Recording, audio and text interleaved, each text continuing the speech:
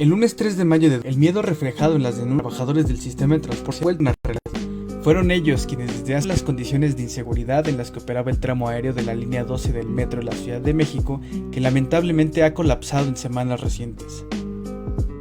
Recordamos que la línea fue cerrada a pocos meses de su inauguración, debido a errores de diseño y construcción de la obra, la cual fue concedida por licitación a ICA y Carso Infraestructura y Construcción, siendo estas empresas las principales responsables de la tragedia. El entonces jefe de gobierno del Distrito Federal, Marcelo Ebrard, fue de los principales impulsores y quien defendió la operación de la obra pese a las anomalías que poco tiempo después se hicieron evidentes y por las cuales el tramo elevado estuvo suspendido casi 2 años. La situación no es exclusiva del mal diseño y construcción de la línea 12 del metro. Como los trabajadores han señalado y denunciado desde hace años, el metro opera en muy malas e inseguras condiciones debido a la falta de mantenimiento, poniendo en peligro la vida de trabajadores y usuarios, como lamentablemente se evidenció el 10 de marzo del año pasado, cuando el choque de 2 trenes en la estación Tacubaya dejó un muerto y 41 personas lesionadas. Contrario a los dichos de la derecha y la patronal, la situación no es culpa de los trabajadores quienes reparan y operan en condiciones lamentables, sin los materiales y herramientas necesarios para su adecuado funcionamiento. Esto ha sido resultado de una política de ajuste con la cual el metro ha operado desde aproximadamente el año 2000, cuando entonces el gobierno del panista Vicente Fox utilizó el recorte presupuestal como un método de presión contra el entonces jefe de gobierno del DF, Andrés Manuel López Obrador. Esta política continuó con el gobierno de Felipe Calderón.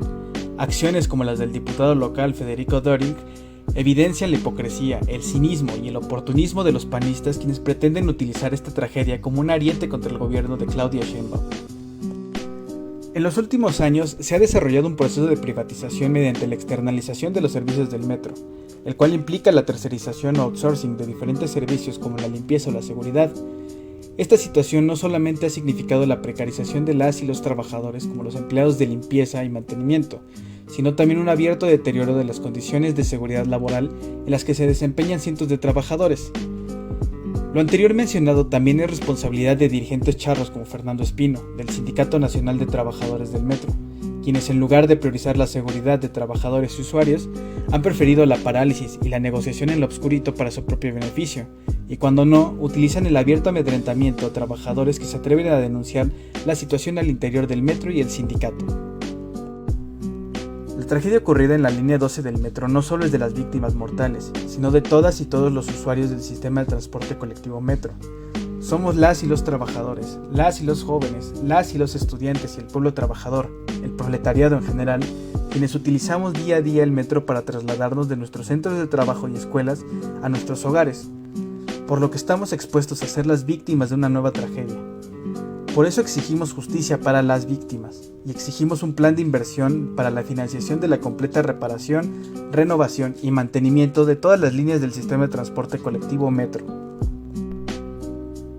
Para el financiamiento de dichas inversiones es fundamental impulsar medidas extraordinarias como la suspensión del pago de la deuda pública y de su auditoría para dejar de pagar deudas inmorales e ilegítimas como la del FOBAPROA, y el impulso de una reforma fiscal progresiva que grave a las grandes fortunas para financiar la reparación y renovación total del metro.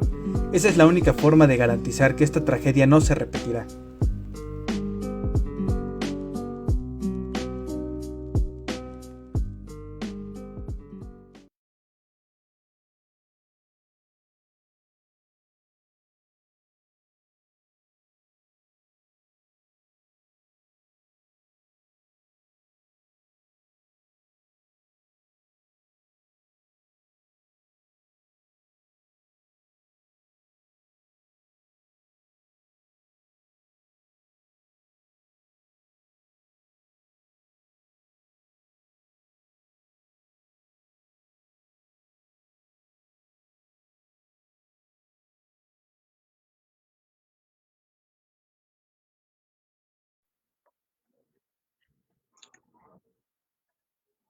Vientos.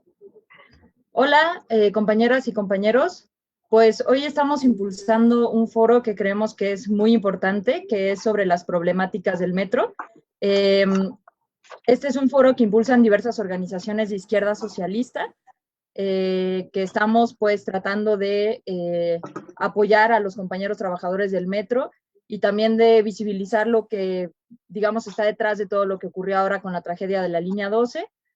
y queremos ir más allá de lo que los medios dicen, como bien dice el título el cartel de este foro, pues queremos ir más allá, ¿no? Y decir lo que los medios callan en este tema del metro.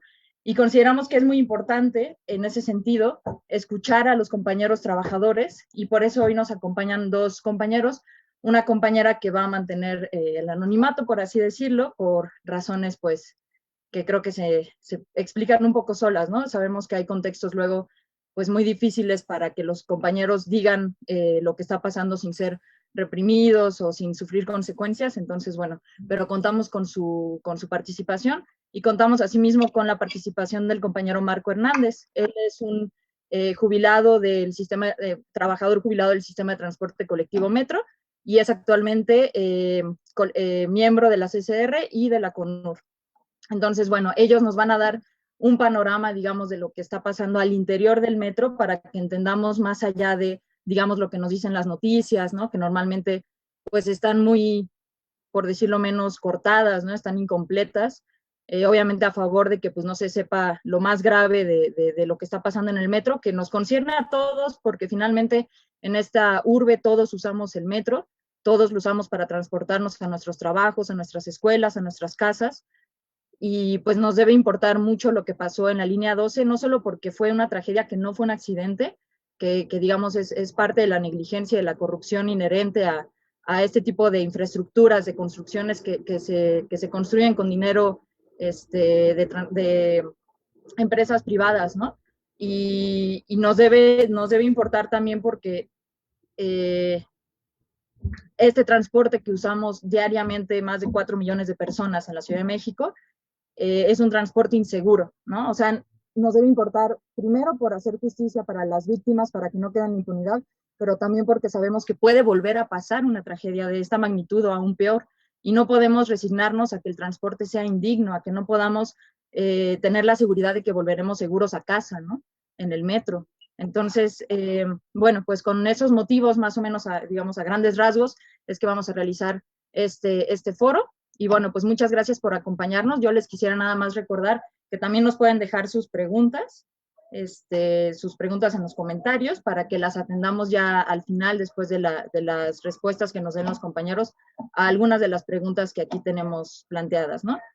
Y bueno, yo quisiera comenzar preguntándole a la compañera trabajadora, quisiera empezar con una pregunta que justamente tiene que ver con lo más actual, ¿no? Que es la tragedia de la línea D. Y la pregunta es esta: ¿cuál ha sido el proceso que llevó al desastre de la línea 12 y del actual deterioro del sistema de transporte colectivo Metro? Hola, buenas tardes a todo el panel y buenas tardes a todas las personas que nos están escuchando. Pues dentro de mi trayectoria en el metro, que ha sido aproximadamente de 12 años, creo que el compañero también lo va a poder hacer como un poco más extenso. Pues les podría decir que este proceso que derivó al desastre tan terrible del sistema de transporte colectivo de la línea 12, pues ha sido la falta de obviamente mantenimiento, la negligencia de todas las administraciones que han pasado por el gobierno de la ciudad. Desde hace 30 años al metro no se le da mantenimiento y sin embargo, pues también esta administración en particular, pues se ha enfocado un poco más en esta cuestión de hacer estaciones, de estar externalizando el mantenimiento que se le da al metro con las empresas privadas, que además de que no son empresas que estén totalmente, digamos, especializadas en el mantenimiento del metro, pues también son empresas privadas que finalmente son concesiones que incluso el público no conoce. ¿Por qué? Pues porque no son transparentes, ¿no? Entonces, pues esto ha derivado en no solo el deterioro y el terrible caso de línea 12, sino también pues en todas las afectaciones que se pueden ver en las estaciones, ¿no? Centros de trabajo, taquillas, andenes, incluso las estaciones en la cuestión por fuera, talleres, ¿no? Entonces, pues sí ha sido este proceso en el cual se ha privilegiado en un sentido externalizar, ¿no? El mantenimiento del metro, que es una cuestión que se supone que la empresa quiere ahorrar y que salga más barato, a que lo hagan los propios trabajadores del metro, que son los más capacitados para hacer este tipo de mantenimiento. Entonces, también ha habido una negligencia en el sentido de que se ha privilegiado restar presupuesto y, digamos, hacer la inversión en otro tipo de cosas, como en el caso de las máquinas expendedoras de tarjetas, que en la teoría, bueno, se supone que iban a hacer una suerte de desahogo en las estaciones para que no se conglomerara la gente, que fuera un servicio más eficaz, seguro y rápido, cosa que tampoco ha sido así.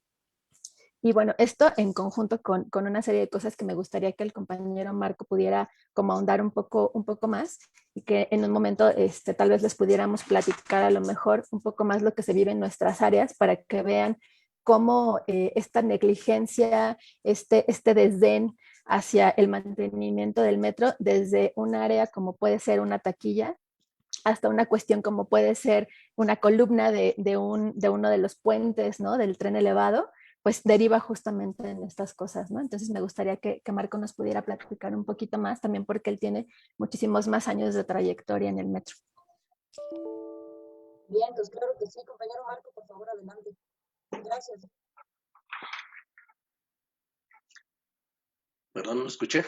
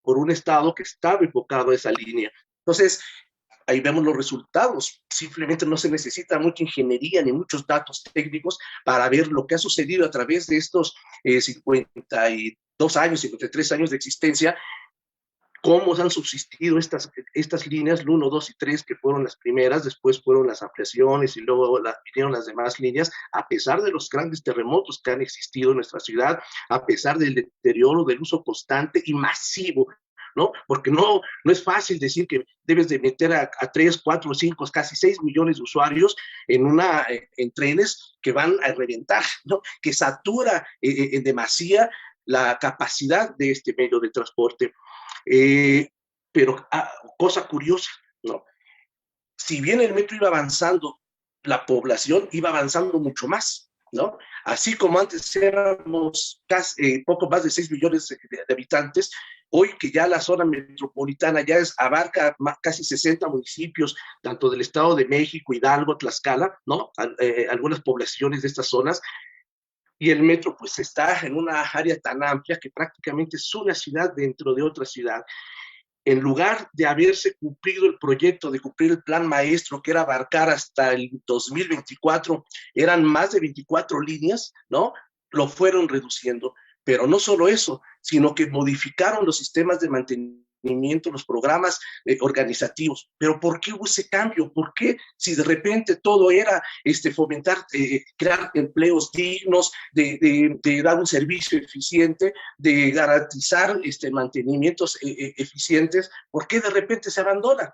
¿Hubo un cambio radical porque cambiaron las personas? No, eso es un error. Creer que esto se debe a un simple cambio de personas, ¿no? Porque los que nos estaban gobernando eran los mismos, eran los del PRI, porque esto cambió con el PRI. Y esto se dio desde que llega Salinas de Gortari, y dentro del proyecto de privatizaciones que llevó a cabo de más de 1,700 empresas, incluyó al metro.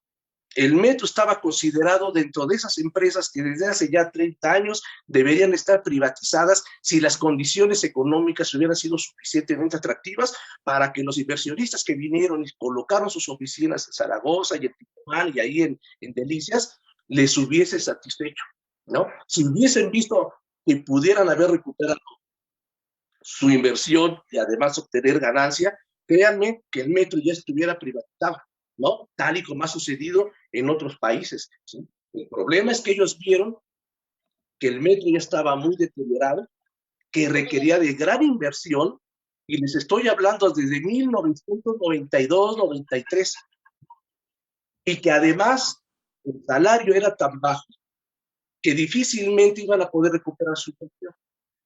Entonces, desde esa época, Salinas de Gortari, al ver que no se podía vender, tampoco resolvió los problemas estructurales de mantenimiento, pero sobre todo de una tecnología que, si bien era de punta para sus inicios, ya era obsoleta.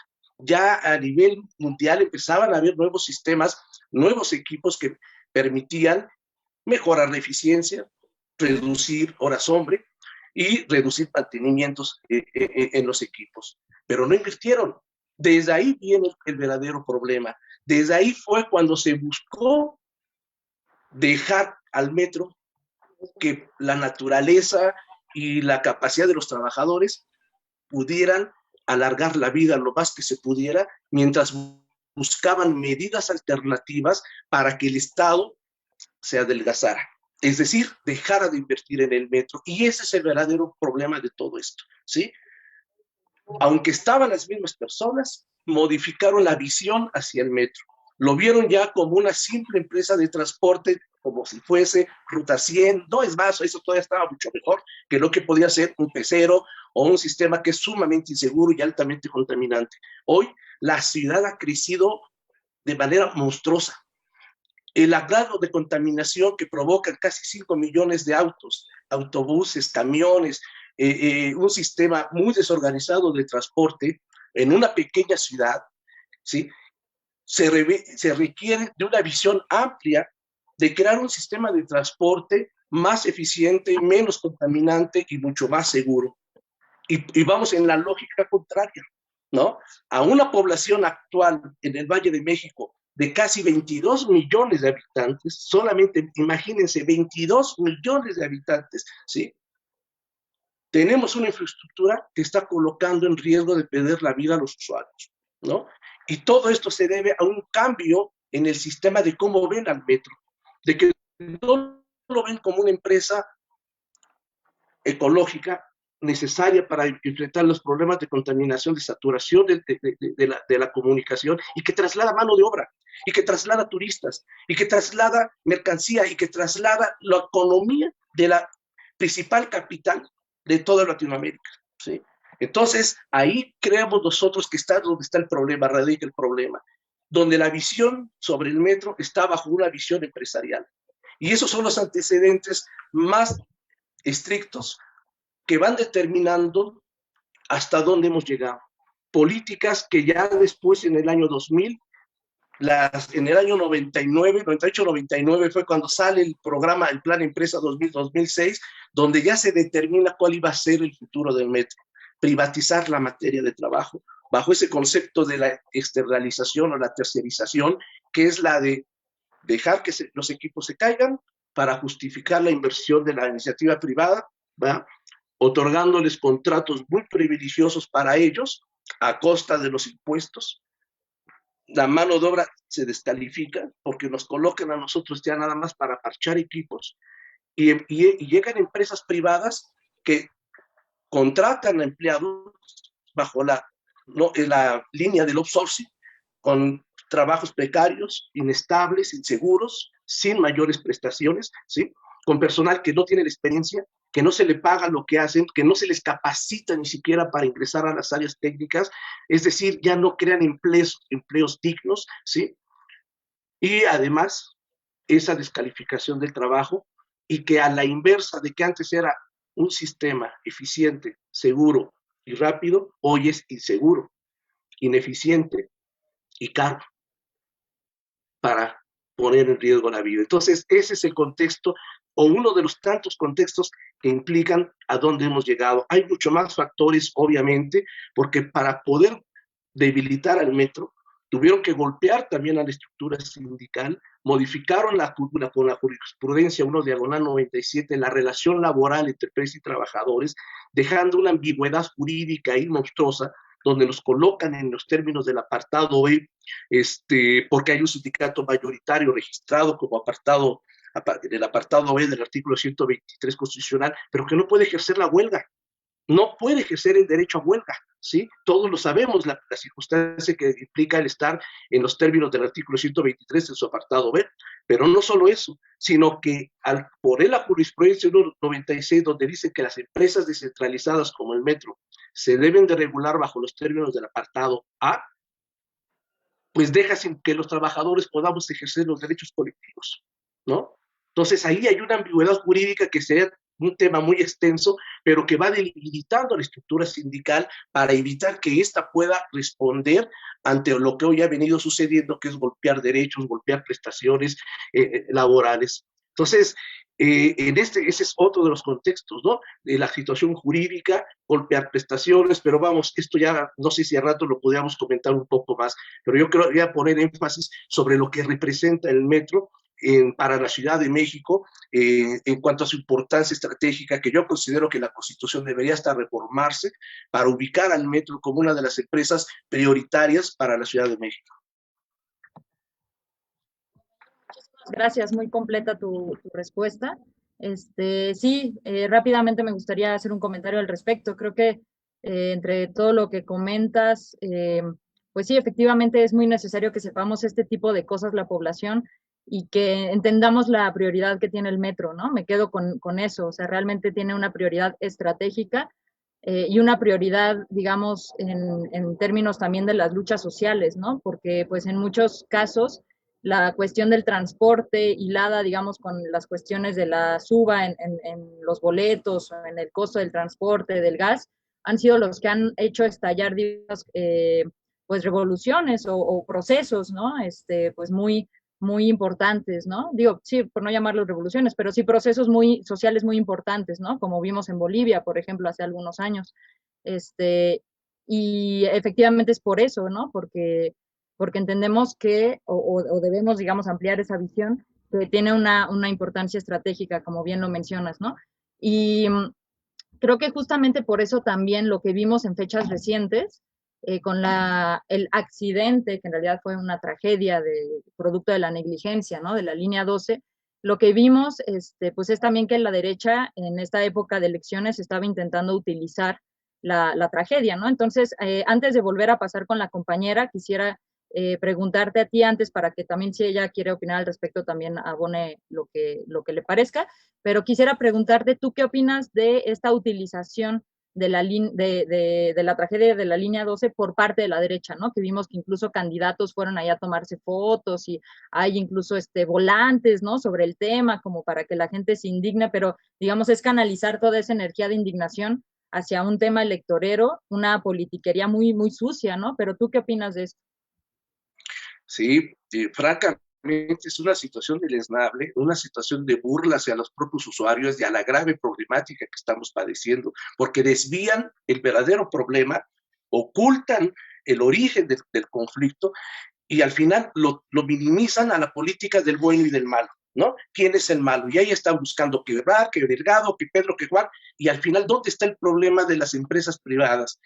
Hay documentos internos que explican esa situación de manera muy específica, muy técnica, que pues nosotros intentábamos darlo a conocer en su momento bajo los medios que teníamos a nuestro alcance. Estamos hablando hace 20 años, no había todo lo que hay ahora de tecnología, era muy difícil acceder a los medios de comunicación que explican de manera técnica las problemáticas, pero es muy claro el problema. El problema que se dio concretamente en línea 12 obedece a que en el proceso de dar la construcción de la línea 12 cambian una burocracia que ya iba bajo que era, bueno, en ese entonces, si les interesa qué partido sea el PRD, que estaba al frente de la Ciudad de México, iba enfocada bajo esa visión neoliberal de preferir la inversión privada, ¿no? Ese es el fondo del asunto.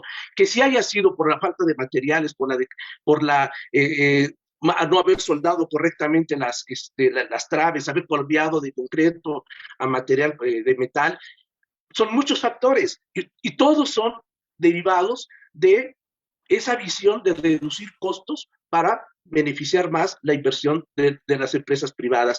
Por lo tanto, que haya reventado por la falta de materiales, porque si vibró, porque es el peso del tren, pues ya esa situación ya se lo dejamos a los especialistas, pero el fondo de todo es el papel de la iniciativa privada, ¿no? Eso es lo que ha venido sucediendo. Hace poco hablaba con unos compañeros del tren de Argentina y me decían que a ellos les ha pasado lo mismo con las empresas privadas que han venido a privatizar la materia de trabajo, en la que en lugar de beneficiar, ser más eficiente, ha creado ya más accidentes también a ellos, ¿no? ¿Por qué? Por la misma lógica de que no invierten para asegurar y dar un servicio al usuario, sino para reducir costos y buscan innovar y crear elementos que permitan reducir y al final las consecuencias las estamos sufriendo. Y no es necesario hacer mucho análisis para ver cómo es posible que Línea 4, que tiene mucho más años y que fue creada bajo una visión distinta de Estado, y ha aguantado los terremotos y como testigo de haber estado presente en el terremoto del 85, ahí en la línea 4, de ver cómo se movían los trenes, de estar ahí y en pocos minutos bajar a la gente y después verificar, hacer un breve recorrido y ver que podía funcionar y haberse puesto en marcha la línea, en una línea que hasta hoy está ahí. Ahí sigue la línea. Y esta otra, la línea 12, que ya fue creada como un modelo privatizador desde sus propios inicios, no ha soportado ni siquiera 7 años. Porque si bien son 9 los años en que se construyó, recordemos que 20 meses duró fuera por mantenimientos que llevó a cabo ¿quiénes? La iniciativa privada. ¿Sí? No fueron los trabajadores, que si fue Gaviño, que si fue Mancera, sí, ellos fueron los responsables de contratar a estas empresas, pero fueron las empresas, sus ingenieros, sus supervisores, su tecnología, la que está ahí, la que está hablando por sí misma. Entonces, ¿por qué no lo dice el PRI? ¿Por qué no dice esto el PAN? ¿Por qué los medios de comunicación no van sobre las empresas, sobre el papel que las empresas, porque los mismos empresarios son los que están detrás de los medios de comunicación, porque los mismos que han luchado por imponer el neoliberalismo prefieren desvirtuar esa realidad y culpar al gobierno actual de todo lo que se ha venido dando a nivel nacional en Pemex, en la CFE, en Ruta 100, en Telmex, en el metro, en todos lados. Entonces, esto no es algo distinto a toda esa realidad. Es simplemente una más que explota en las narices del neoliberalismo.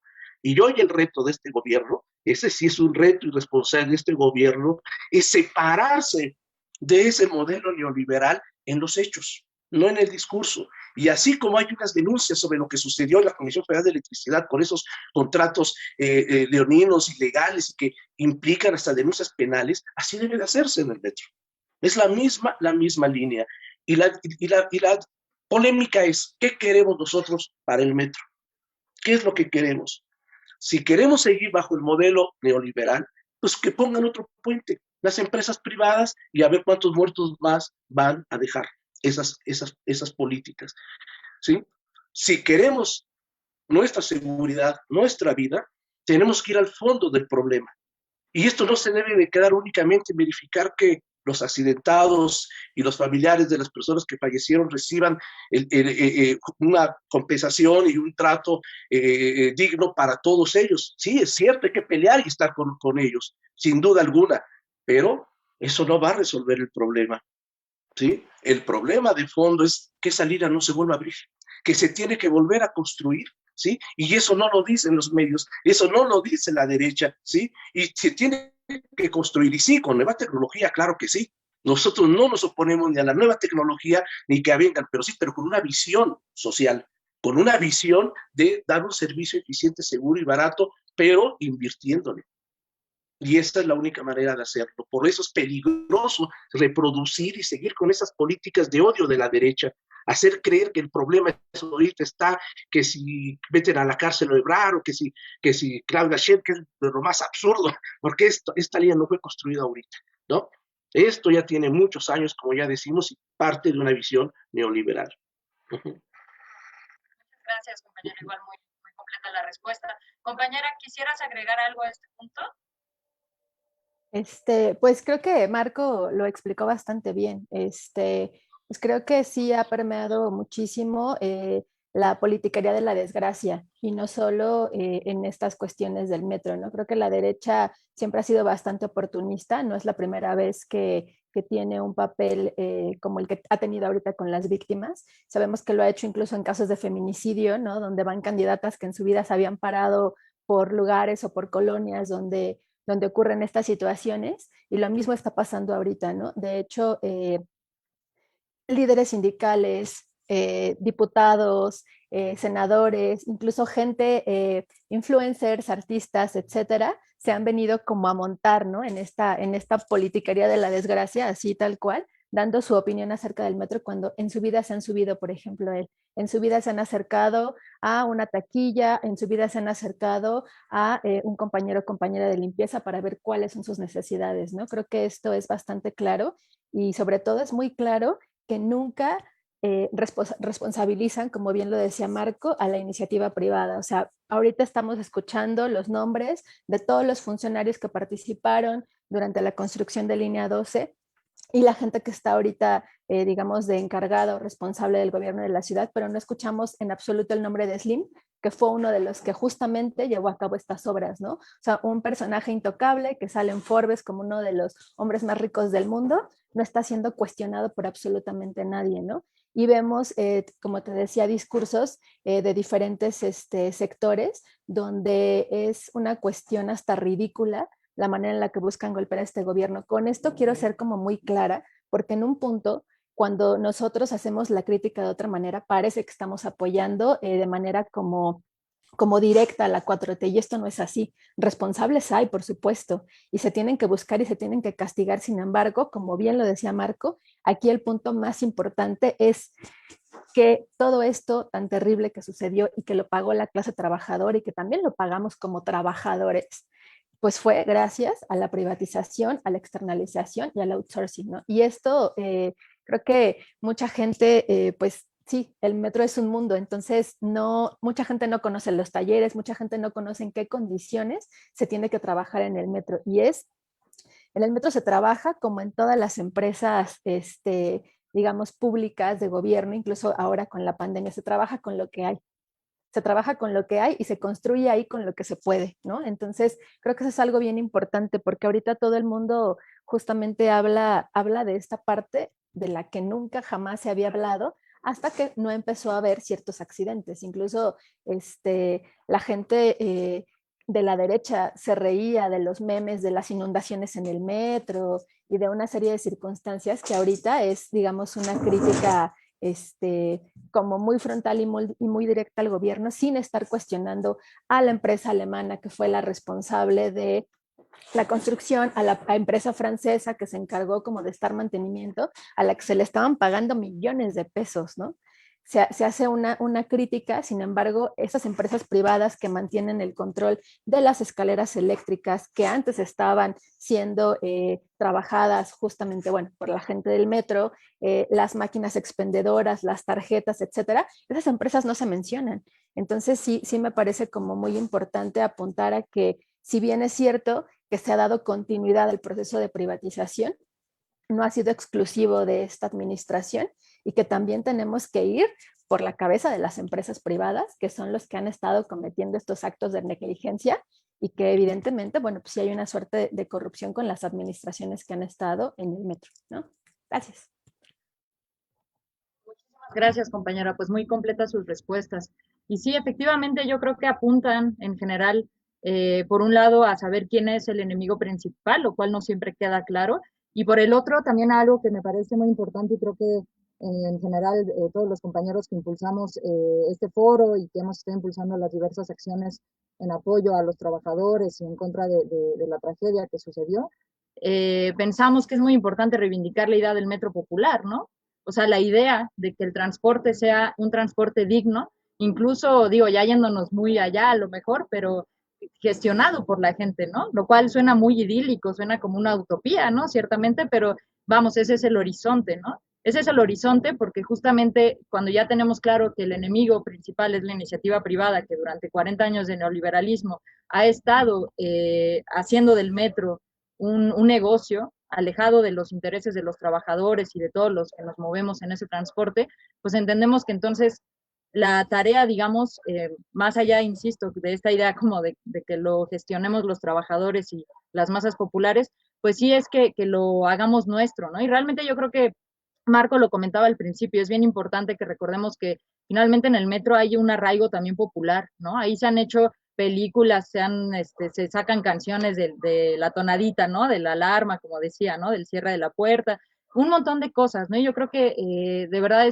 es importante que también, si bien, por ejemplo, dentro de la línea 12 hay mucha indignación de alguna forma cristalizada en esas estructuras del metro que ahora colapsaron, que las hay de tiempo atrás porque los vecinos ya venían demandando y diciendo que estaba mal construido, que había grietas, que podía haber accidentes, y desde que se iba a construir ya había muchos vecinos en contra de su construcción. También la otra parte es que no podemos simplemente pelearnos con este tipo de proyectos. O sea, realmente el metro sí tiene, sobre todo en sus inicios, algo de dignificación, ¿no? Que la gente cuando se inauguró estaba súper contenta y aplaudía. Ciertamente hay una idea de desarrollo detrás, ¿no? Que a veces es desarrollo capitalista, pero también puede haber otras nociones de desarrollo, con otras cargas, ¿no? Con cargas populares. Y yo creo que la línea 12 del metro ciertamente pues era parte de la dignificación, ¿no? De la vida de la gente, porque ahora que está fuera de servicio, pues precisamente los trabajadores ya están haciendo 2, 3 horas a sus casas, ¿no? Lo que antes pues ya no hacían con el metro.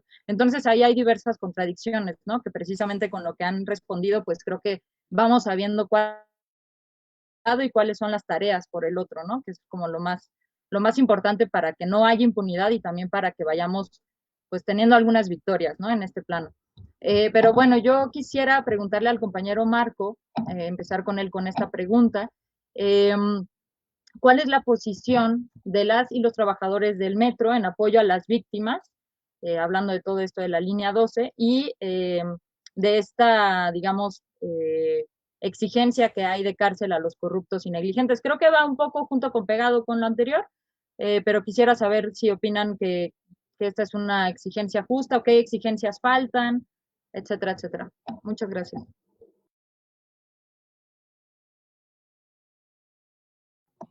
Tu micrófono, compañero. Disculpa. Sí, dentro de la realidad del metro, que creo que es necesario conocerla para que tanto los medios y los usuarios no se lleven una idea equivocada de lo que pasa aquí. No hay mucha vida sindical, es decir, no hay asambleas, no hay reuniones como debería de hacerse, como deberíamos de impulsar, como deberíamos de fomentar en todos, como en todo sindicato, una vida democrática donde los trabajadores tengan reuniones, lleven su orden del día, lleguen sus acuerdos, los promuevan para la defensa de sus derechos o para lo que ellos acuerden, discuten y acuerden. No hay tal. Entonces, hablar de que Petro podía haber ido a la huelga o ir a otras acciones cuando no hay esa vida sindical y además decirse ser representante de los trabajadores es una falta de respeto, es mucha irresponsabilidad y es necesario aclararlo. Tenemos que trabajar en eso definitivo y todas y todos. En el metro confluimos una gran masa de 15,000 trabajadores, donde el 40% son mujeres, el 60% son hombres, y que hay una gran diversidad, una gran pluralidad de gente que ama su fuente de trabajo, pero que nos hace falta ese vínculo con la ciudadanía, con los usuarios, para juntos marchar hacia un mismo lugar. Hoy nosotros precisamente algunos sectores de manera individual o como yo como el miembro de la Corriente Democrática Alternativa Sindical, nos hemos dado la tarea pues de ir con los usuarios, de estar en foros, de estar promoviendo diversas actividades.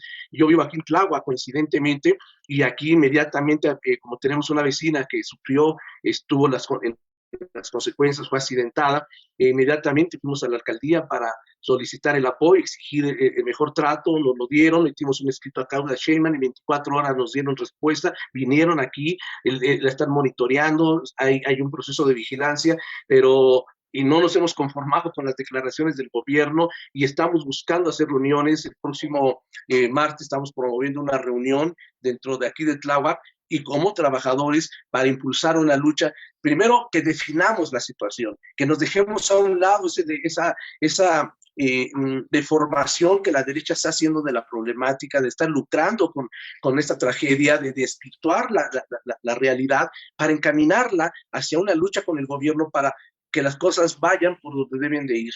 Si el gobierno expone su política de cuarta transformación a hacer a un lado el neoliberalismo, pues bueno, primero no vamos a esperar que lo hagan, lo tenemos que presionar y lo tenemos que obligar a que de veras lo cumpla por la vía de los hechos, pero no lo va a hacer si no estamos ahí, si nosotros no participamos, y así es lo mismo que pasa a nivel sindical.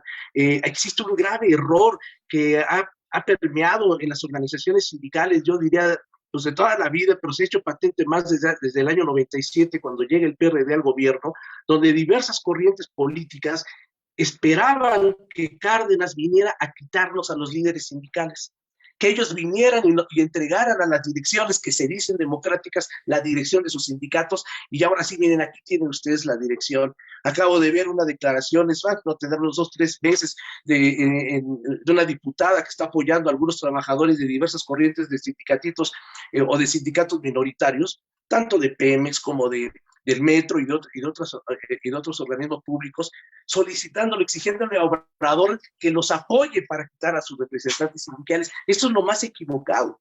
Eso es un grave error de visión política de lo que representa la identidad de clase, de lo que representa, de lo que es el papel de nosotros como trabajadores, en que nadie va a hacer lo que no hagamos por nosotros mismos. Si nosotros no somos capaces de organizarnos, de empezar a crear experiencia a través de hacer asambleas, de saber hacer gestoría, de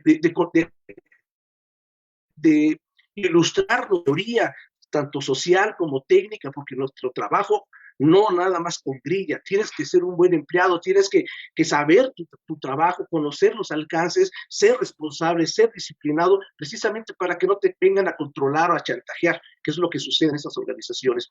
Pero si no tenemos esa capacidad, ¿cómo vamos a recuperar nuestra dirección sindical? ¿Cómo vamos a movilizar a los trabajadores para democratizar las organizaciones? Es imposible. En ese sentido, vuelvo a lo mismo, eso no es una demanda hacia el gobierno, ¿sí?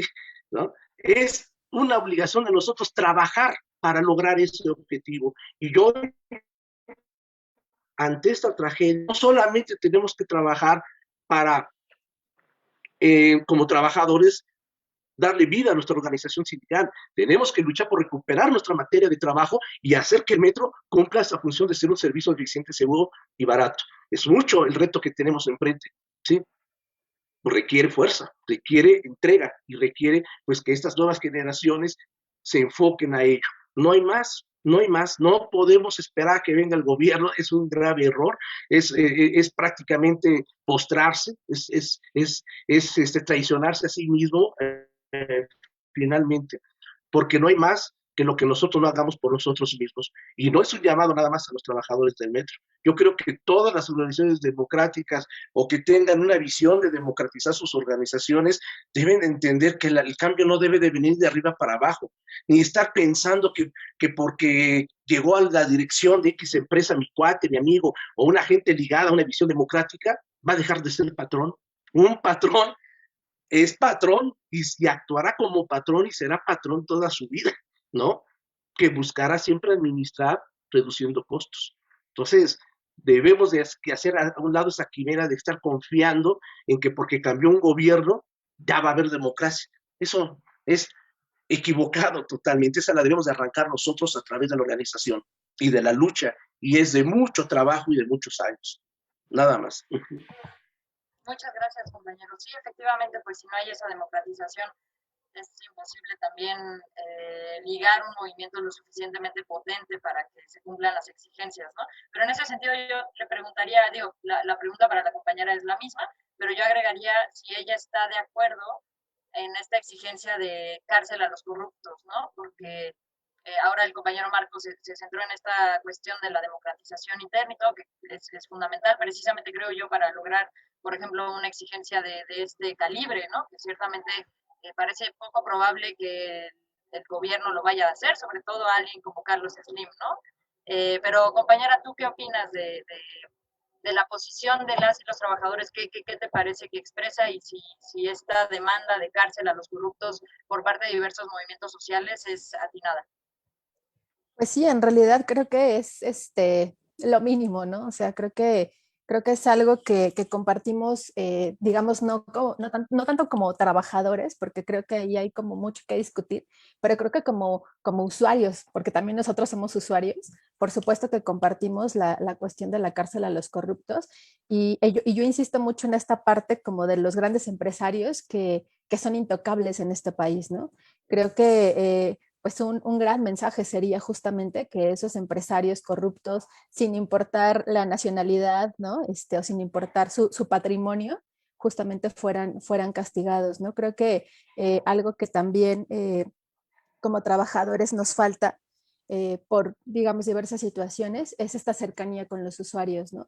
Muchas veces el trabajador del metro se ha sentido superior a los usuarios. Eso es algo que hemos visto, digamos, Marco no lo podrá negar, ¿no? De manera de repente muy marcada, justamente por esta cuestión de que es un trabajo a lo mejor basificado, un trabajo seguro, muchos vicios que se vienen arrastrando, otros con los que luchamos, digamos, todos los días. Y creo que una parte sí muy importante es nuestra cercanía como trabajadores con los usuarios. Y también, como te lo decía, pues también nosotros somos usuarios. Entonces, realmente creo que algo bien importante es intercambio de ideas y este intercambio también de saberes de nosotros como trabajadores, de contarles a los usuarios nuestra experiencia y cómo lo estamos viviendo y cómo lo estamos pasando y cómo diariamente denunciamos las pequeñas o grandes fallas que hay en el metro sin que seamos escuchados. Y esas fallas no realmente recaen siempre en nosotros, sino en los usuarios, ¿no?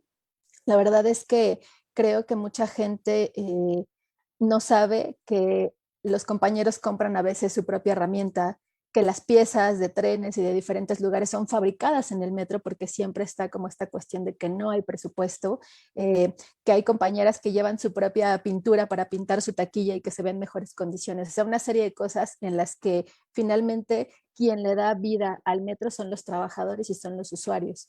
Esta administración había usado durante toda esta pandemia un eslogan de Fuerza Metro, ¿no? Nos mandaba una serie de mensajes que yo creo que vamos a ahondar en los siguientes puntos en eso, y la conclusión era Fuerza Metro, ¿no? Y sin embargo, pues la fuerza del metro son sus usuarios, son sus trabajadores y son los más descuidados, ¿no? Entonces creo que efectivamente una consigna que nos debe vincular como trabajadores y como usuarios, digamos, haciendo esta separación, pero al mismo tiempo este bloque unitario, es la cárcel a los corruptos y sobre todo, que se enfoquen en la parte de la privatización, en la parte de estos empresarios que siempre buscan estar lucrando y que nosotros somos quienes terminamos poniendo las vidas, quienes terminamos poniendo el dinero, quienes terminamos poniendo el cuerpo y quienes terminamos poniendo todo, ¿no? Entonces creo que es algo fundamental. Creo que la mayoría de los compañeros está totalmente indignado por lo que sucedió. Sin embargo, es cierto que dentro del metro permea mucho este discurso de la politiquería, ¿no? De decir, vamos a castigar a los culpables el 6 de julio. Y justamente por todo esto que hablaba Marco, no hay un proceso organizativo que nos permita ser más cercanos con los usuarios. Sin embargo, sí creo que como les comentaba, sí hay una indignación total. Muchos compañeros han dado su vida al metro, es algo que quieren y que cuidan y que procuran todos los días. Entonces están, pues digamos, también dolidos y muy afectados y muchos de ellos han expresado incluso su intención de acercarse a las familias. Y creo que el hecho de que no hubiera de parte digamos, de la dirección general mayoritaria un mensaje más contundente, incluso hacía pensar, digamos, con diferentes personas con las que yo tuve la oportunidad de platicar, que digamos son usuarios, ¿no? Y que saben que trabajo en el metro, pues que éramos como cómplices de todo esto, ¿no? Y creo que es algo que es como dejar muy en claro que los trabajadores no somos cómplices de la administración, no somos cómplices de las direcciones sindicales y que estamos padeciendo las mismas cuestiones que todos los usuarios todos los días, porque igual nos transportamos, igual vamos con nuestros hijos, igual tenemos diferentes actividades, igual carecemos de los materiales, etcétera, ¿no? Para ir a trabajar. Entonces sí me gustaría que eso, digamos, quedara muy claro y pues bueno, obviamente la pregunta, digamos, como central que era cárcel a los corruptos, yo creo que es lo menos que se merecen, ¿no? Y creo que es una consigna que nos debe vincular tanto a usuarios como trabajadores. Muchísimas gracias, compañera. Sí, pues muy bonito lo que dices, la verdad. O sea, te escuchaba y pensaba, wow, es muy bonito porque es algo que se escucha muy poco, ¿no? Y a la hora de, digamos, aglomerar a diversos sectores para que peleen por una misma demanda, en este caso por el transporte digno, por el metro, ¿no? Pues se necesita de ese, digamos, de esa voluntad, ¿no? Que expresa tu respuesta. Y yo creo que en todos sentidos, incluso me venía a la mente, no sé si se acordarán, supongo que sí, que en algún tiempo, hace unos años, hubo unos carteles que decían que no les compres a los trabajadores ambulantes y desaparecen, ¿no? Y en el cartel salía un hombre pues como difuminado, como desapareciendo, ¿no? Y yo siempre vi eso con mucho, pues con indignación y con miedo y con, o sea, no me imaginaba qué mente creativa llegó a pensar que eso era como la mejor publicidad para, pues como para concientizar a la gente de que el trabajo ambulante, que comprar ese tipo de mercancías está mal, pero me daba mucho miedo sobre todo por eso, ¿no? Porque dije, ¿qué nivel de inhumanidad tiene que haber para que pensemos que la solución es que desaparezcan esos trabajadores, ¿no? O sea, ciertamente hay un problema ahí de, digo, ya habrá momento para discutirlo en otra charla, pero ahí hay una cuestión, por supuesto, de necesaria regulación. En nuestro país hay más de 60% de trabajo informal, ¿no? Y hay mucha gente que tiene trabajos formales y aparte trabajos informales. Bueno, es toda una problemática, ¿no? Pero precisamente creo que este tipo de exigencias que destapa la tragedia en línea 12, pues nos tienen que llevar a pensar en eso, ¿no? En que hay muchísimos tipos de trabajadores involucrados en estas luchas, ¿no? Y que tenemos que ver cómo podemos confluir. Y justamente con lo que apuntabas, pues de cómo están los trabajadores, también una cosa que creo que no se dijo mucho y ya que acá lo que queremos un poquito es saber lo que no dicen los medios, una cosa que no se supo mucho es cuál era la situación de las y los trabajadores del metro en la pandemia, ¿no? Por ahí algunas notas, muy pocas, decían que había contagios, ¿no? Que había trabajadores que exigían que los trabajadores del metro fueran prioritarios por tener que trabajar aún en pandemia, ¿no? Se hablaba de muchísimos contagiados en talleres, ¿no? Pero se sabía muy poco realmente, se supo muy poco y según yo, pues esa situación no se atendió debidamente. Pero quisiera preguntarte, ¿tú qué sabes de cuál fue esta situación para los trabajadores? Eso es para ti, compañera. Ok, pues mira, la verdad es que fue una situación, creo que que muy tremenda. Obviamente con esto no desdeño ninguna dependencia en la que también, digamos, sufrieron pues la pandemia de manera tan violenta como en el metro. Nosotros tenemos un servicio médico privado, ¿no? Que es el Sanatorio Durango, el cual se nos descuenta catorcenalmente un porcentaje del salario para tener acceso a esta atención. Eh, y pues la verdad es que fue totalmente deficiente. O sea, en un inicio obviamente se entendía digamos, el sistema de salud no tenía ni la menor idea de lo que estábamos enfrentando, ¿no? Sin embargo, pues muchos compañeros y compañeras siguieron trabajando. Mucha gente que padecemos enfermedades crónicas, pues tuvimos esa oportunidad de quedarnos, digamos, resguardados en casa. Sin embargo, pues otros miles de compañeros tuvieron que estar ocupando sus puestos de trabajo, como siempre lo han hecho en todas las situaciones en las que ha sido necesario. Digamos, poniendo el ejemplo como cuando fue el temblor del 2017, que, digamos, la gente de taquilla se retiró y estuvo trabajando pues varias semanas a puertas abiertas el metro con los compañeros conductores, así, y bueno, también en talleres y en otras áreas, ¿no? Donde se continuó ese trabajo. Entonces, en el caso de la pandemia, pues nos encontramos con que, aparte de la saturación, pues resulta que había este problema que justamente hay con las empresas privadas, donde no se ponían de acuerdo la empresa, el sindicato y el Sanatorio Durango, y entonces no estaban dando atención a los trabajadores de manera regular porque se decía que no se estaba pagando por parte del metro la atención en el Sanatorio Durango, ¿no? Y fue muy terrible porque incluso hubo algunas notas periodísticas donde incluso derechohabientes o mismos trabajadores que necesitan cuestión de diálisis o de medicamentos pues de importancia vital, pues resultaba que estaban afuera, que los habían corrido del hospital y no los dejaban entrar, ¿no? Entonces derivó en muchas muertes. De hecho, había algunas cifras en las que decían que había alrededor de 100, 200 muertos solo del sistema de transporte colectivo, que en realidad no salían a la luz, ¿no?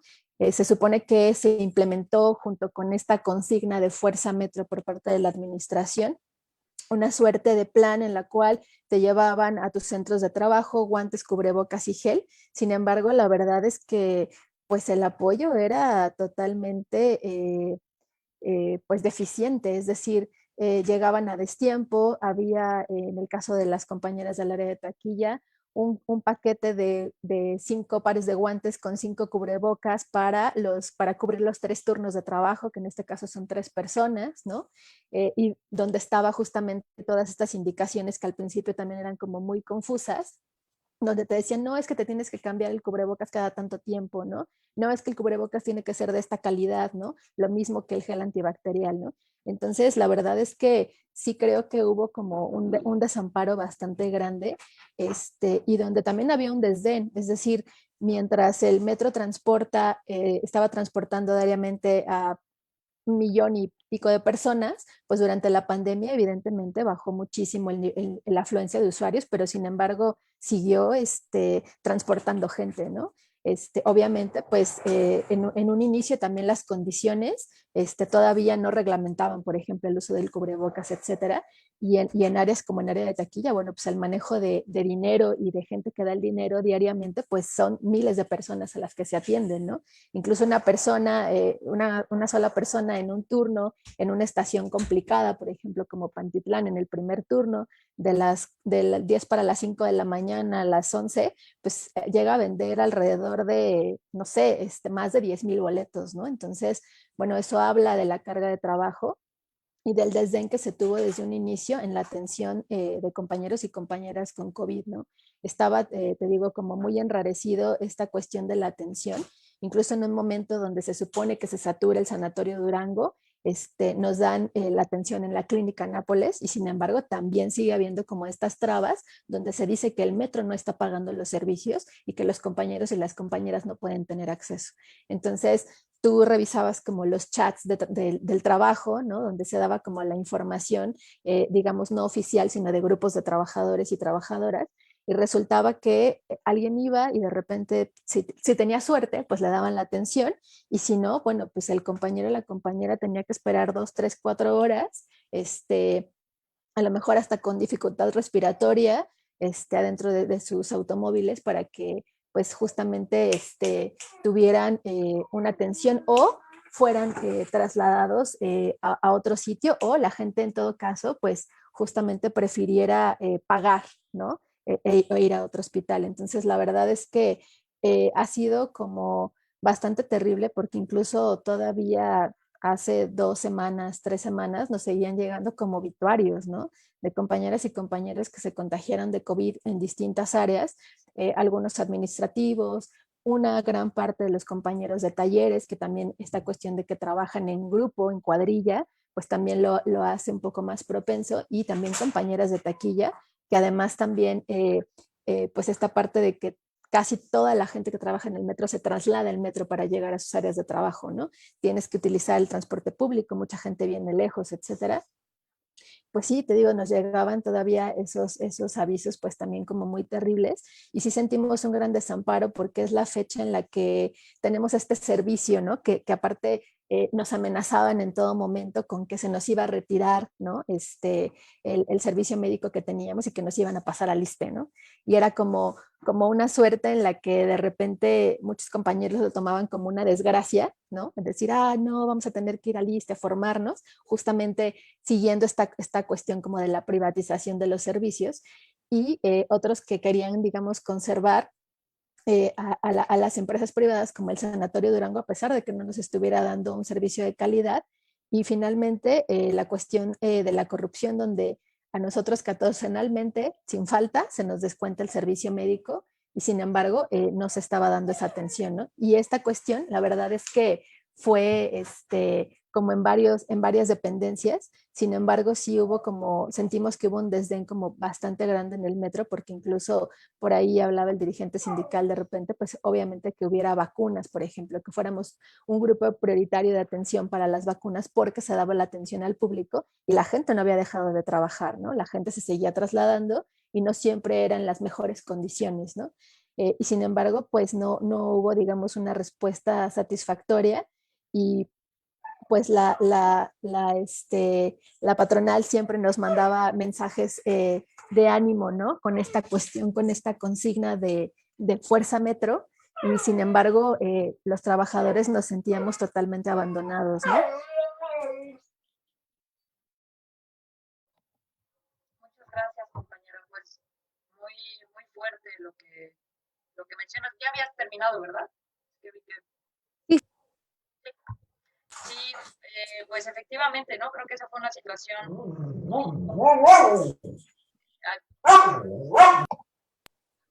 común dentro de la pandemia, el desamparo de los trabajadores, y sobre todo, digo, tomando en cuenta todo un contexto mucho más complejo, digamos, para hacer un balance de la pandemia a nivel nacional, global, etcétera, ¿no? Que son muchos factores.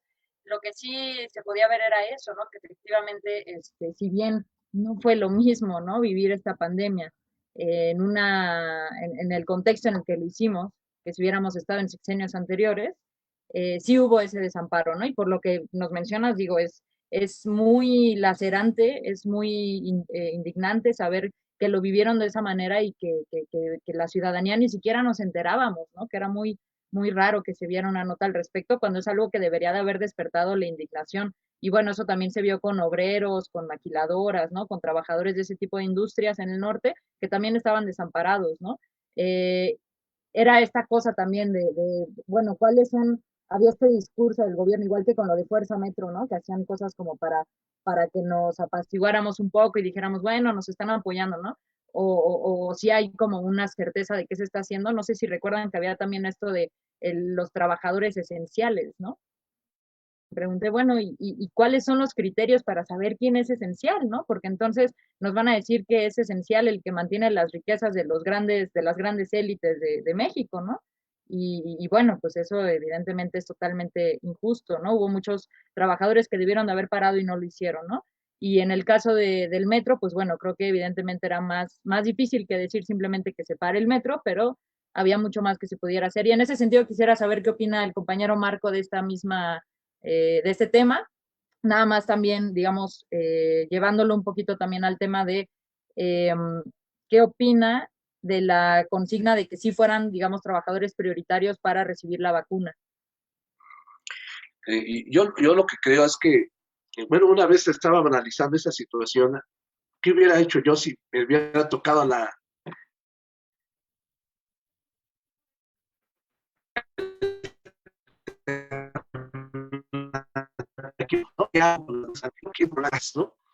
¿Qué es más importante? ¿Vacunar a Carlos Slim? ¿Vacunar a López Dóriga? ¿No? ¿Vacunar a cualquier jugador de fútbol con el respeto que todos me merezcan como seres humanos? ¿O vacunar a campesinos? ¿O vacunar al personal médico, a maestros, a los obreros, a las obreras, ¿no? A los que están produciendo la riqueza del país?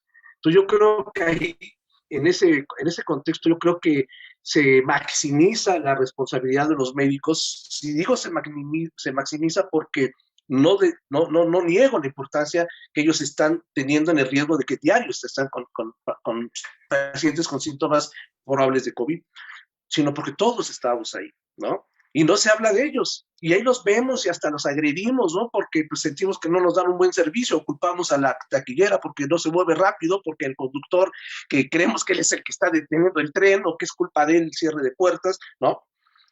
Y no estamos viendo que están laborando en condiciones de inseguridad, de emergencia mundial, ¿no?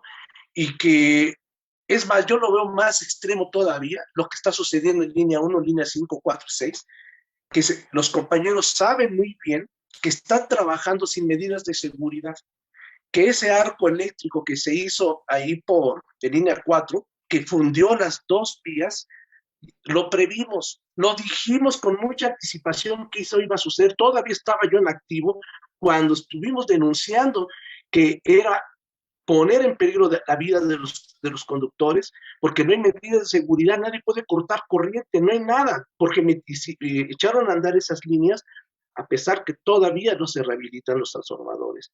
Y sucedió, ahí está ese accidente, nadie pudo cortar electricidad, se fundieron, o sea, estamos hablando que durante 5 minutos fue un cortazo que fundió 2 barras guías grandes, ¿no? Y así se está trabajando porque sabemos el riesgo, sabemos el peligro, no solamente ante la pandemia, sino el trabajar en las condiciones en las que han dejado el metro esas políticas neoliberales. Entonces yo creo ahí que la ciudadanía no buscamos mártires, ¿verdad? Pero sí respetar cuál es el trabajo que todos nosotros tenemos en esta sociedad productiva, en donde cada uno tiene su papel importante, y tenemos que reconocer nuestro trabajo y unirnos contra los enemigos, ¿no? Yo el día de ayer tuve la oportunidad de irme a vacunar, de hecho todavía me siento un poco raro, pero te das cuenta que sí hay un cambio, como tú decías hace rato, sí hay un cambio, no hubo privilegios. Bueno, los únicos privilegios son las personas que llegaban con silla de ruedas o con un problema de salud, ¿no? Y eso pues hasta uno mismo se del paso, ¿verdad? Pero el mismo trato, muy respetuoso, muy organizado, a pesar que éramos miles ahí, y saber que no te cuesta o que se está pagando de tus impuestos, que el Estado está garantizando la salud, como lo dice el artículo 4 constitucional. Esos sí son cambios, hay cambios importantes que precisamente debemos de aprovechar como ciudadanía para que esos cambios vean en beneficio de garantizar un servicio de transporte más eficiente y más seguro, y no estar esperando, buscando al culpable que tenemos enfrente, sino decirle qué es lo que nosotros queremos, ¿no? Y que si le tocaron primero a los maestros la vacuna, si le están tocando primero a los médicos, está bien. Mal hubiese sido que se lo hubieran dado a los empresarios, mal hubiera sido que le hubieran dado las patentes o le hubieran dejado la inversión a las empresas privadas, porque se imaginan el costo de una vacuna en estas circunstancias con tan poca cantidad de producción que existe, haberles dejado el manejo de la salud a estas gentes, ¿no? Será pavoroso. Estuvieran ya las vacunas clandestinas, ya estarían los golpizas, la violencia por doquier. Entonces, sí hay ciertos cambios, pero no es la panacea ni es la solución a todo, pero sí son los elementos para luchar por un cambio real, pero que venga desde abajo, desde el pueblo y organizado. Y en el caso de los trabajadores, en cuanto a este gravísimo problema, o sea, yo vi que lo que sucede es que la Dirección General O sea, yo estoy jubilado y no me han pagado, ¿no? Y no me han pagado prestaciones incluso que me deberían de haber pagado estando yo todavía en activo. ¿Y es por qué? Porque el metro depende única y exclusivamente ya de la venta de boletos y de la renta de espacios comerciales. Al reducirse el flujo de usuarios en todo el año pasado, afectó la economía y como las finanzas internas. Y como estamos administrados por burócratas, ¿va? Que ellos son felices y le dicen a su jefe, al consejo de administración, mira, a pesar de la pandemia, cumplimos nuestro trabajo garantizando el servicio. No les importa, como ya expuso ampliamente la compañera, los enfermos, que nos hayamos quedado sin hospitales, que yo durante esas etapas yo he tenido que ir a médicos particulares, pagar mis propios medicamentos, no solamente yo, también mi familia, mis compañeros, porque no hay servicio médico, no hubo hospital, no hubo emergencias, ¿no? Entonces, eso es gravísimo, ¿sí? Y ahora sí que todo a nuestra costa. Sí, pero estamos hablando de una etapa de pandemia. Estamos en una etapa de pandemia y poco a poco vemos que se están cubriendo esos pagos de esos derechos y pues hay que estar presionando para que se cumplan, ¿no? Pero sí se requiere de una gran solidaridad, de una gran visión para comprender el punto donde estamos, para que no se politice estas situaciones y se entienda bien por dónde van los problemas, ¿no? Los derechos hasta el momento, en este año de pandemia, aunque tarde, se van pagando, por ejemplo, ¿no? Yo acabo de ir la semana pasada y me dicen que no hay ningún problema, que sí me lo van a pagar, pero que ahorita no, o sea, mis reconocimientos de 35 años y demás, no me los han pagado y se pues, ahora sí que nadie no se está negando, no hay recursos, no hay dinero, viene el presupuesto y sí se van a pagar, se va a reconocer el derecho de todo el mundo. Pero yo creo que ahí sí tenemos que abonar a que no a que nosotros nos envíen al ISSSTE, sino a que todo el mundo tenga un servicio de calidad. Todos los mexicanos y las mexicanas, trabajes o no trabajes en el gobierno, todos debemos de pelear por mejorar los servicios médicos. Y hoy es el momento que se nos dimos cuenta que el neoliberalismo desmanteló hospitales, no nada más se le tocó el metro, desmanteló por todos lados el servicio de medicamentos, la corrupción de estas empresas farmacéuticas, de los grandes laboratorios.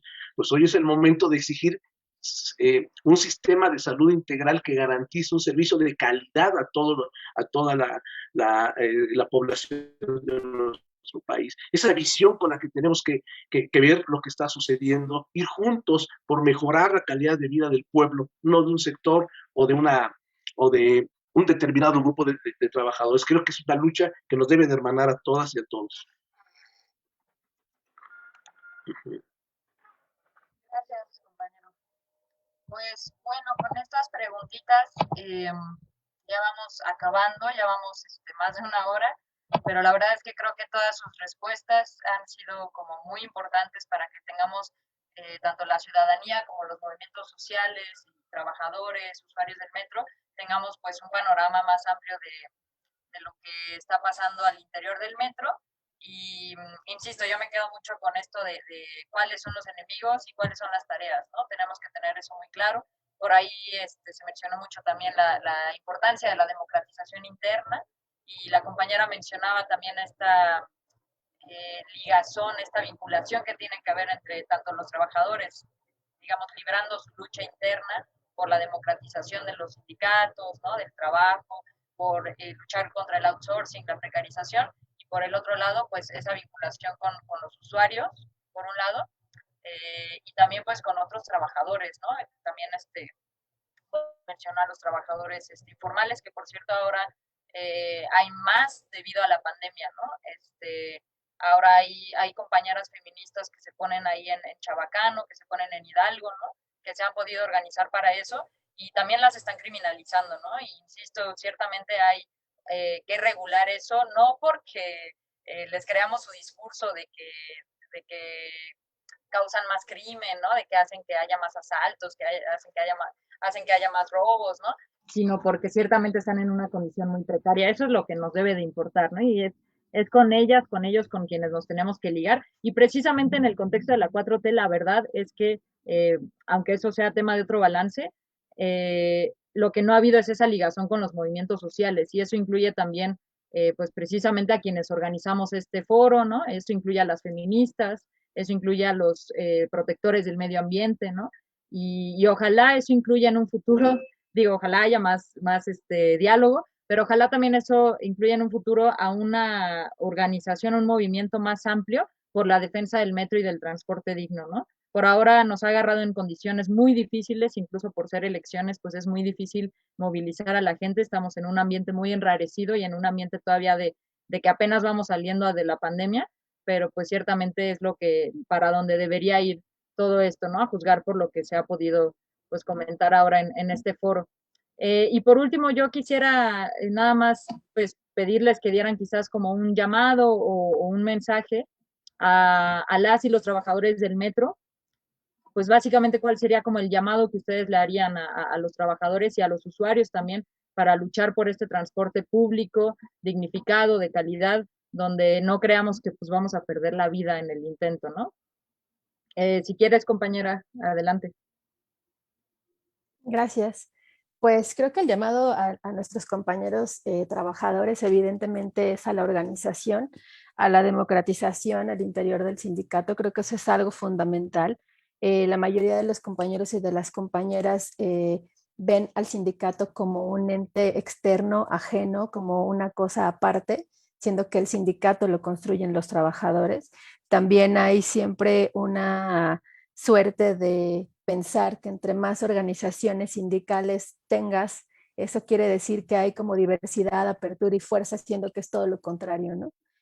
Justamente de ahí salen personajes igual de nefastos de los que tanto critican, que justamente quieren aprovechar sus plataformas como una plataforma justamente para adquirir un hueso o una posición, ¿no? Y eso lo hemos estado viendo durante todo pues trago tan amargo que nos hemos llevado tanto usuarios como trabajadores, ¿no? Creo que es fundamental hacer el llamado a la organización, a la creación de asambleas, de reuniones, justamente para compartir estos puntos de vista. La realidad es que hay áreas de trabajo en las que son más propensas a este tipo de acciones, como justamente todas las áreas donde trabajan en cuadrilla, donde hay talleres, etcétera, por los tiempos, por el espacio. En el área de taquilla, la verdad es que es un área muy menospreciada y muy golpeada. La mayoría somos mujeres trabajadoras, cabezas de familia, que además siempre está pues la amenaza latente como de perder el trabajo, que te cambien el turno, que te cambien el tramo, la pérdida de dinero que puedas tener en un turno, y siempre eso es algo que limita mucho también la participación. Sin embargo, creo que pues todas las compañeras y los compañeros siempre tienen como una opinión y lo expresan en diferentes foros, aunque no sean públicos, ¿no? De estas cosas que no nos agradan o que nos oprimen como trabajadores, ¿no? Creo que ese sería uno de los llamados fundamentales, y también el otro llamado justamente es a la organización con los usuarios, de la que también somos parte, ¿no? Al conjunto de los trabajadores, porque creo que de repente las mismas condiciones que tenemos difíciles a veces al interior de los centros de trabajo hace que sintamos esa separación, ¿no? O sea, cuando, no sé, por ejemplo, justamente, ¿no? Las empresas privadas llegan con una concesión de una máquina de tarjetas, ¿no? Que no sabemos ni cómo llegó, que no se dio una capacitación ni un aviso oportuno a los trabajadores, pues obviamente llega un usuario muy enojado porque la máquina le robó su dinero y la responsable eres tú, ¿no? Entonces se da justamente estas disputas, ¿no? Que se convierten en peleas injustas, porque bueno, pues el enemigo no es el usuario, el enemigo no es la trabajadora, el enemigo es justamente quien está poniendo justamente el metro al servicio de los privados, ¿no? Y justamente no del pueblo trabajador, ¿no? Entonces creo que ese sería como un llamado fundamental a la unidad. También creo que la solidaridad en este momento, no solo por la cuestión de línea 12, sino por todo lo que hemos venido experimentando a lo largo de este año casi medio de pandemia, es una cuestión fundamental. La realidad es que el metro efectivamente en este momento no es un espacio seguro. Es muy triste ver que en el metro en el que te transportaste de niño y que tienes a todo el mundo tiene una historia en el metro, pues verlo, digamos, de esta manera, ¿no? De alguna manera destruido y abandonado en muchos sentidos. Creo que sí es fundamental que hagamos esta coalición con los usuarios, ¿no? Que como trabajadores podamos comprenderlos y que nosotros demos a conocer todas las cosas que están pasando en el metro, que hacen que, como les decía, cuestiones tan típicas que pasan, como que tengas una gotera en la taquilla encima de una lámpara, que puede hacer un cortocircuito en ese momento, se traducen en cuestiones tan catastróficas como las que pasaron en línea 12, ¿no? Entonces, sí es pues justamente ese llamado a la unidad, a que seamos cercanos, a que seamos pacientes, a que seamos solidarios. Ahorita en muchas líneas acaban reportajes donde los compañeros con fichas de dominó estaban, digamos, manejando la parte que se hacía con una maquinaria especializada en el PCC, ¿no? Los compañeros estuvieron así como con jaboncitos y con celular en mano y reloj cronometrado, midiendo los tiempos de llegada de los trenes en cada estación, y esas son cosas que la gente no conoce, y como bien lo decía Marco, con este afán de echar a andar las cosas, pues no se le había dado como esa atención, y la gente no conoce esos detalles, los cuales, digamos, a los trabajadores les preocupan y nos preocupan, porque justamente pues se transportan miles de personas, ¿no? De las que de alguna manera todos nos sentimos responsables, ¿no? Entonces, creo que es fundamental este llamado, como les decía, a los trabajadores, ¿no? A la democratización, a la organización, a la discusión, que no caigamos como trabajadores en estas vendetas políticas, ¿no? Ni en la politiquería barata que se está jugando también al interior del metro, que enrarece muchísimo el ambiente, más en este tiempo donde pues todavía hay mucha gente que no regresa a sus centros de trabajo y que no tenemos incluso certezas de qué es lo que sigue, ¿no? A partir también de esto de línea 12 y del incendio en PCC, y pues con los usuarios, a que finalmente nosotros también somos usuarios, pertenecemos a la base trabajadora, y tenemos que hacer mancuerna, así una mancuerna muy fuerte por tanto la democratización del metro como por la defensa del metro como un transporte público de calidad y el servicio del pueblo. Gracias. Muchísimas gracias, compañera. Pues antes de darle la palabra al compañero Marco, ya para que haga este llamado también, nada más quisiera leer algunos de los comentarios que nos han llegado, porque afortunadamente nos están viendo muchísimas personas. No han seguido la transmisión de manera constante y eso es muy, muy chido. Por ahí tenemos saludos, por supuesto, y apoyo, como Clara Rojas nos dice saludos, compañeras y compañeros. Olga Rosas nos comenta cárcel a los empresarios corruptos y negligentes que juegan con la vida de las y los trabajadores. Tenemos por ahí también al compañero Fernando León Mendoza Lara, que nos dice desafortunadamente somos un pueblo sometido. Eh, pues bueno, eso ya podríamos discutirlo en otro foro. El compañero Ramsey nos comenta, justamente mi jefa, su mamá, trabaja en el metro, es taquillera, y le ha comentado que algunos de sus compañeros han sido amenazados y que algunos hasta golpeados por gente de Fernando Espino. El hecho de ser parte de la disidencia sindical, mismo señor que metió a toda su familia al sindicato con sueldos de más de 40,000 pesos al mes sin hacer absolutamente nada. Más casos de corrupción. Cario Luis nos dice saludos desde Tláhuac, compas. Marco lo ha apuntado bien.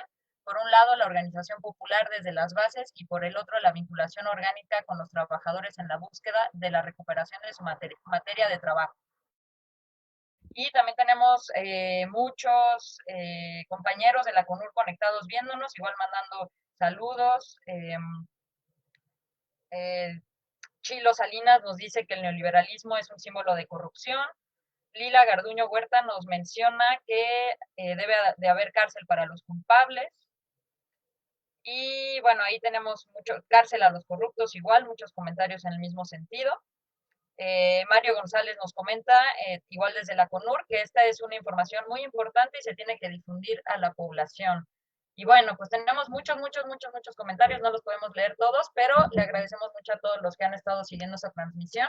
Y yo nada más quisiera, pues ya pasarle la palabra al compañero Marco para que haga este último llamado a los trabajadores y usuarios, mencionando algo muy particular, que es que Homero Zavala, no voy a dar fecha, ni hora, ni nada, porque no le vamos a estar haciendo promoción, pero Homero Zavala acaba de mandar, bueno, según yo acaba de salir una convocatoria, precisamente él es el líder de los trabajadores del sindicato, y acaba de salir una convocatoria, ¿no? Para marchar y todo esto que parece pues muy, digamos, como muy, lo que decíamos en la primera parte, ¿no? Del foro, como colgada de la tragedia, ¿no? Pero bueno, no sé qué opina Marco también de esto en relación a que pues justamente una cosa es los llamados que él haga y otra cosa los llamados que hacemos aquí a los trabajadores y los usuarios, ¿no? Pero bueno, compañero Marco, por favor.